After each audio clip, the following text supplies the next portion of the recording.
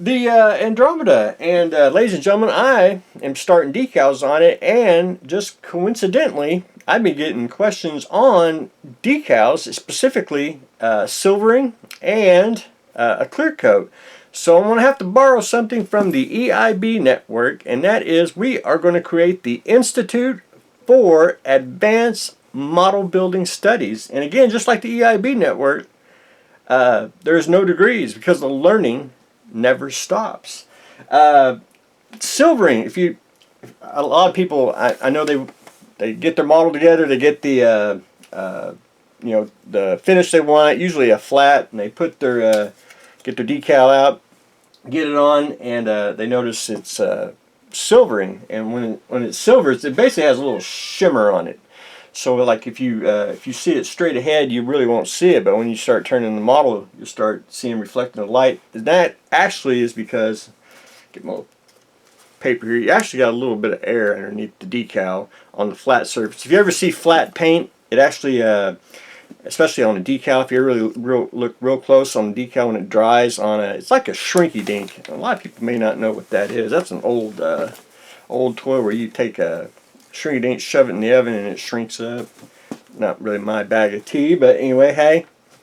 So the decal, if it basically it'll bite down on the paint, and it'll look pitted if you really look. That's why you have to have I want to say a glass-like surface. When I say glass-like, you need a gloss coat, something that's a protective film, basically a glass surface is basically really what I'm trying to get at. Once you get a smooth surface, you put your decal on, and it'll be flat. When it starts shrinking up, it'll have nothing to bite into. Basically, the smooth surface, and that's why you have to have like gloss varnish, future. You can even put straight decals on I want to say enamel finish, because it's again a smooth, hard surface, and your decals will fit on. So when you do decals, you just need to remember when you pull out the decal sheet, gloss coat, shiny gloss coat. That is what you need, and you don't have to spray the entire model.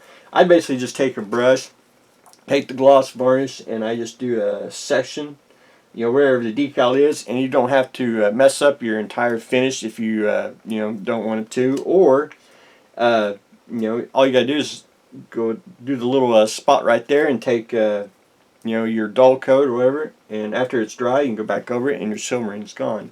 A lot of the gloss finish. Once you get a smooth candy hard shell on it, and your decal will be on just fine. I'm a big fan of the Vallejo system here, which is you put the gloss varnish, then the decal fix, which I had to mark it number 2, and then number 3 here, the decal softener. And it actually, I just put these two on just this morning, but if you look at the top here, it actually it dries flat. And sometimes if you put a lot of I want to say decal fixative on it, it'll like dry it out and become really brittle. You really don't want to kind of trying to find that middle ground there. But anyway, I got that on, got the deck on there, and then I started working on the I just started at the front and just going to work my way to the back, and then a couple of days I'll have all the decals on. But anyway, that's kind of the short version on decals. You want a gloss coat, you want a good smooth surface, and put your decal down, and you'll be good to go. That's what we're learning here at the Institute for Advanced Model Building Studies. So that's what we got going on today, so stay tuned for the next exciting episode.